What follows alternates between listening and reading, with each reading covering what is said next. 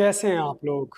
Physics का एक और बहुत यूनिक कॉन्सेप्ट लेकर आपके सामने आया हूँ विद अ शॉर्ट्स वीडियो में। ओके, अगर आपको डर लगता है तो भाई मेरे साथ आ जाओ, मजा आ जाएगा। बहुत ईजी है, कुछ नहीं है। इस इंक्लाइन प्लेन वाले क्वेश्चन अगर नहीं कर पाते हैं, आपको डर लगता है ऐसे क्वेश्चन करने में, तो भाई कुछ नहीं है, ज्यादा कुछ नहीं दिमाग लगाना है। इंक्लाइन प्लेन में अगर गौर से देखोगे तो आपके सामने क्या रखा हुआ है, मास 2 रखा हुआ है और मास क्या रखा है, m रखा हुआ है। ठीक है, इंक्लाइन प्लेन वाला क्वेश्चन है।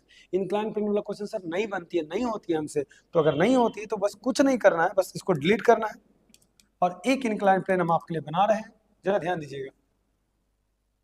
ठीक है, एक मैं बना दिया इंक्लाइन प्लेन। ठीक है, और ये रहा आपको वो, अगर मास आप यहाँ से आप एम ले रहे हो, ध्यान दो, m1 ले रहे हो। ठीक है, और यहाँ पुली फ्रिक्शनलेस लगा हुआ है। ठीक है, यहाँ से एक रूप गया और यहाँ से ऐसे आया, चाहे कितनों भी ऑब्जेक्ट लगा दे, m1 लगा दे, m2 मास लगा दे, ज्यादा दिमाग नहीं लगाना है, बस कुछ नहीं करना। थोड़ा टेढ़ा मेरा बनता है ना, जिसको स्ट्रेट भी ले सकते हैं, कोई बड़ा चीज नहीं है। जैसे देखिए, अगर मान लीजिए कि दिया हुआ है आपका, यहाँ से हम ऐसे कर देते हैं और ठीक वहां से रोप घुमा के अगर हम ऐसे कर देंगे तो एकदम स्लोप आपका सीधा बन जाएगा। Okay, ready.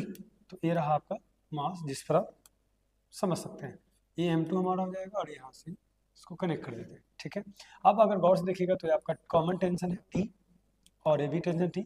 हमेशा टेंशन जो दो पुली के बीच में रहता है वो हमेशा क्या रहता है, कांस्टेंट रहता है। ठीक है, अब इसको कभी भी बनाना है तो कभी भी आपको एक्सेलरेशन पूछ दे इस सिचुएशन में, तो यहाँ जो थीटा दिया रहता है ना, वो ध्यान देना है। ठीक है, सबसे पहली बात कि आपको इसका थीटा निकालना पड़ेगा, और भी कैसे, बहुत प्यार से एकदम टेढ़ा ऐसे, यहाँ से ऐसे निकाल दीजिए, यहाँ से ऐसे निकाल दीजिए, यहाँ से ऐसे कर दीजिए। ठीक है, इसको एंगल ऑफ रिपोज कहते हैं। जो एंगल ये होता है वही एंगल यहाँ भी होता है, थीटा यहाँ भी वही चीज होता है। यदि 30 होगा तो यहाँ भी 30 होगा।